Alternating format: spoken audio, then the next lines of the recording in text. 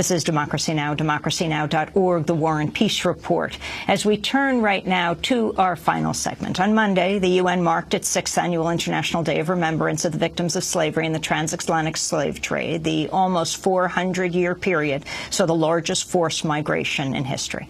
From 1501 to 1830, 4 Africans crossed the Atlantic for every 1 European. During the inhumane exodus, Africans were spread to many areas of the world, but most of them arrived in cramped slave ships at ports in the Americas and the Caribbean islands.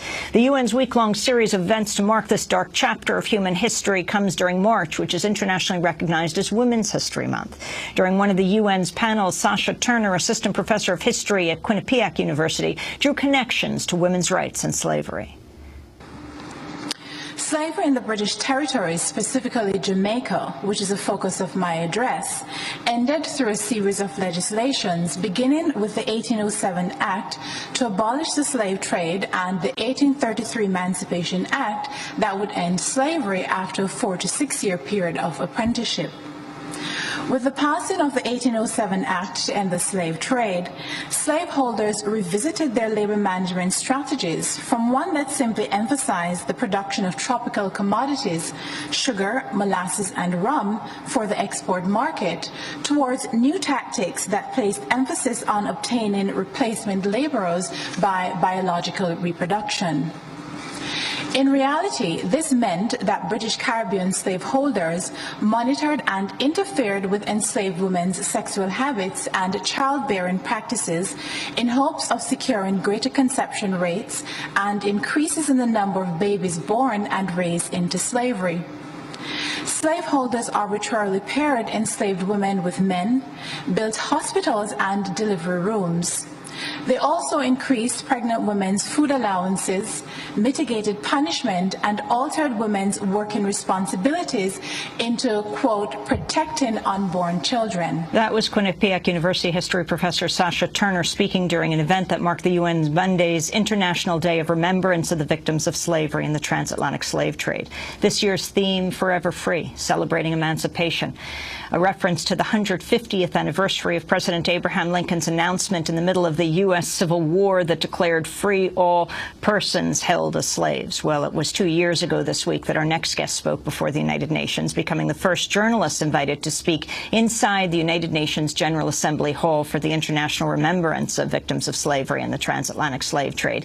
This is an excerpt of her address.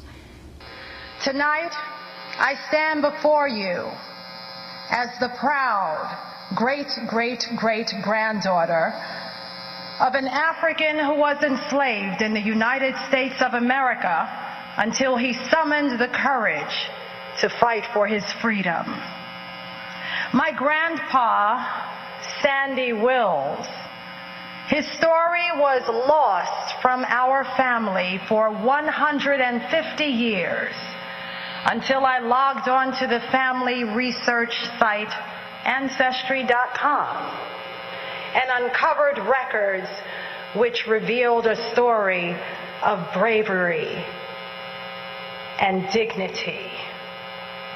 Sandy was purchased on a slave auction block when he was a mere 10 years old, snatched from his mother, his father, and all the people he held dear, and transported to the Wills Plantation in Haywood County, Tennessee. During his stay, he bonded with 5 enslaved boys, and 13 years later, they all escaped together to go fight for their freedom as members of the United States Colored Troops in the 4th Heavy Field Artillery based out of Columbus, Kentucky. They fought and saw freedom at last in 1865. But the story did not end there. Although slavery had ended, its evil twin, Jim Crow, took its place. And my grandparents, also born in Haywood County, Tennessee, did not know, and Jim Crow taught them not to care about their African legacy. Cheryl Wills speaking 2 years ago this week at the United Nations, joining us now to talk about the family history she uncovered in thousands of documents from the National Archives, especially the story of her great-great-great-grandparents, Sandy and Emma Wills. She details all of this in her book, Die Free, A Heroic Family Tale. Cheryl Wills is also well known in New York, an award-winning anchor and reporter for New York One, Time Warner Cable's flagship television news network. She was one of the founding staff of New York One and now a longtime anchor. Welcome to Democracy Now! It's a privilege to have you here. Thank you for having me. So, Cheryl, continue to tell us this remarkable story and how you discovered it. You know, Amy, my family for more than 100 years had no idea who Sandy Wills was. And as I said in my speech to the United Nations, I found him online, which was remarkable. And it changed my life because this was a story that was empowering. It was nothing to be ashamed of. But during the Jim Crow era in the United States, many African Americans were taught to be ashamed of their legacy, to be ashamed of slavery, to be ashamed that they were forced here against their will. That's nothing to be ashamed of. It's actually a badge of honor that they survived. So when I found the records, I compiled it into a narrative, connecting it to my father, who passed away at a very young age. And I wrote the book, and it's been doing very well. Now, when you say you went online and you discovered the story of your great-great-great-grandfather, what did you do?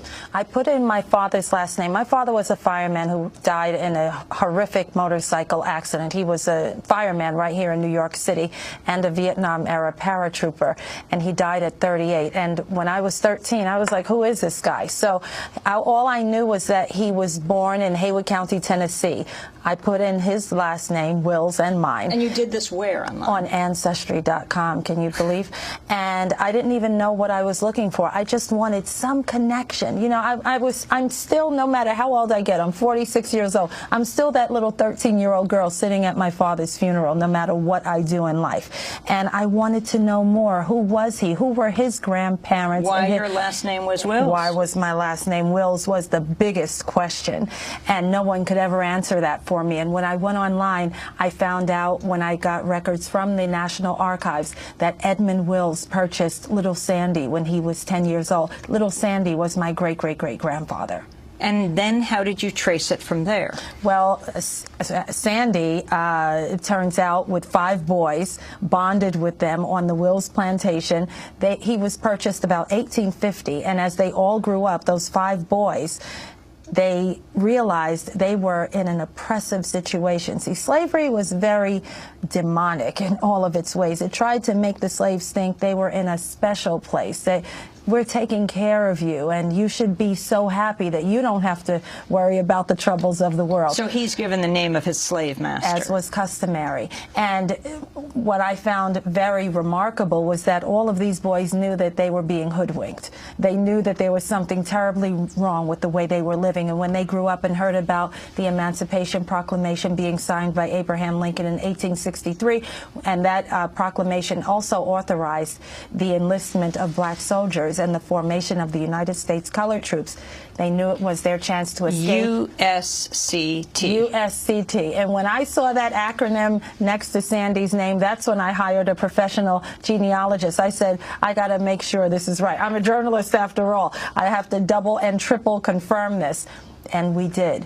And it turns out there was a definite link right from Sandy to his son Alex, to my great-grandpa Alan, to my grandfather Fred, to my father Clarence. So it turns out those boys together enlisted. They left. They were all enslaved. They were all the slaves of Edmund Wills. All having the names of Wills. Wills. All had his surname, as was the tradition. And together they all left his plantation, crossed state lines into Columbus, Kentucky, enlisted as slaves in the 4th Heavy Field Artillery, and fought for their freedom from 1863, and they were all honorably discharged in 1866 after the Civil War. Only one of them died.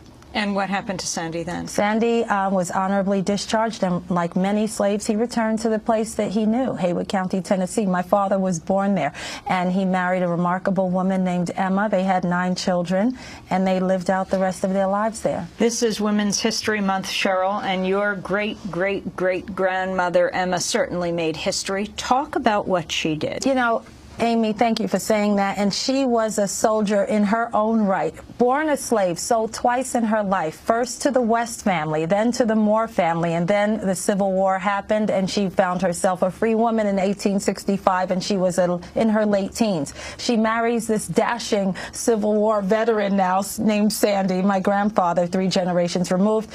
They have 9 children. Here's what's interesting, one, that the history books don't tell you.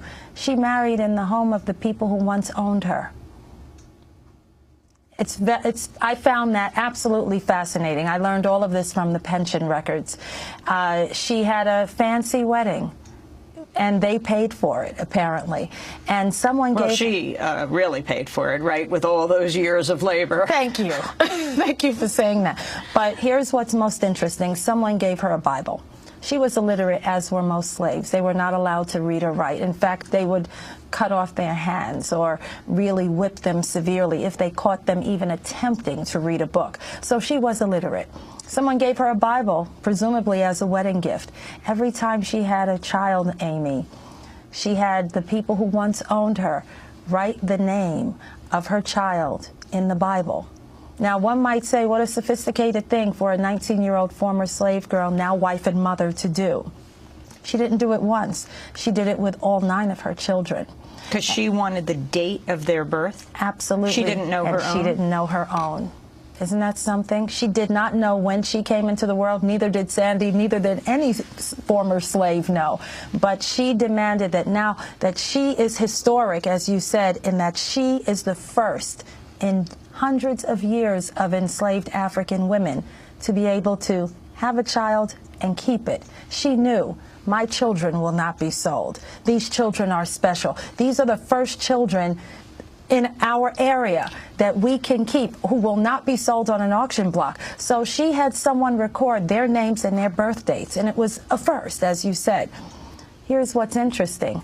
Sandy dies about 15 years later. She's now a widow with 9 children. She appeals to the federal government for her widow's pension for herself and her 9 children. She has 9 dependents now. Because he was a Civil War vet. He was a Civil War veteran, and this was the beginning of the pension system for war veterans now. So she applies, and they immediately reject her, just without missing a beat. And she submitted his discharge paper. That was the one thing he kept when he was discharged. Even though he was illiterate, the sergeants told them, do not ever lose this discharge paper. And he kept it through his marriage, living in a 1-room shack, formerly a slave shack, now a sharecropper's shack. So she had it. She submitted it to the federal government, the War Pension Department. They rejected her. What did she do? She hired a lawyer in the 1880s. That's very impressive. At $10 per filing, her lawyer's name was C.M. Sweet. I have all the documents. They sent them to me. I paid for it by page, Amy. It was the best investment I ever made. Because in these documents, I see how they gave her the runaround. I see how they did not respect her as a widow, as someone whose husband sacrificed his life to help end the scourge of slavery in the United States. They could care less. They asked her all kinds of demeaning questions. Provide proof of your birth. They knew she was unable to do so. Provide proof of Sandy's birth. They knew she was unable to do so. And then they hit her with what I call the jackpot question. Provide proof that Sandy's children were in fact born and legally yours, and provide proof of their birth. And she gave her lawyer that Bible that she couldn't even read for herself. But she said to her lawyer, it's in here, get it. I had the people who once owned me write their names and birth dates in the Bible. And she said, they wrote, quote, I know my Bible record is right. And it was the most touching thing I had ever seen. And what was even more heart-wrenching was at the end of every document, You see everyone else's beautiful cursive script, and they're transcribing her deposition, and she's going over and over, I married Sandy, and, you know, trying to prove her existence in the United States. And at the end of the document, Amy, you see she signs it with an X, which reminds me of the forced world of illiteracy. And when I give speeches all over the world, especially to students, I remind them, my great-great-great-grandmother had been reduced to signing her name with an X. And when I am in New York City and I see students dropping out of school, see, that means they're not getting the message of the Civil War. That means we're not teaching the Civil War properly, because if you knew it wasn't just my grandmother, it was all of African-American grandmothers and grandfathers who signed with an X. If you knew that that's what they were reduced to, you would be the best student you could be. And you have these documents because her testimony was transcribed. Literally, Exhibit A. I have every single one of them, all of the depositions that were transcribed. And that's how I found the remarkable family story with such detail. And she got her... She won. They went back and forth, and the government humiliated her and asked her demeaning questions, but she did not give up. And I use this story every Women's History Month as an inspiration, and I tell women, especially, if my grandma Emma could do that as a former slave in a one-room shack with 9 children as a widow, there's nothing women can't do. She was a womanist, and she didn't even know what that was. She was a feminist, and she didn't even know what that meant. But she asserted her right to be heard as a woman, as a wife, and as a mother. And I find that very inspirational. I regret that as a child I did not know this story. I regret that I only found this out in my 40s, but I'm also very grateful that I found it out at all, because my father died and didn't know. His father died and didn't know. You understand the gap in our history? So much has been lost that we have not been able to benefit from. Well, we clearly have to continue this conversation, which we will do after the show, and we'll post it online at democracynow.org. You've been listening to the remarkable Cheryl Wills, author of Die Free, A Heroic Family Tale. She's an anchor here in New York City and the Times. Thanks so much for watching this report from Democracy Now!, your daily independent global news hour. We don't accept advertising or corporate funding, but rather rely on donations from viewers like you. Please make your contribution by visiting democracynow.org. We need your support today to keep bringing you this hard-hitting, in-depth reporting.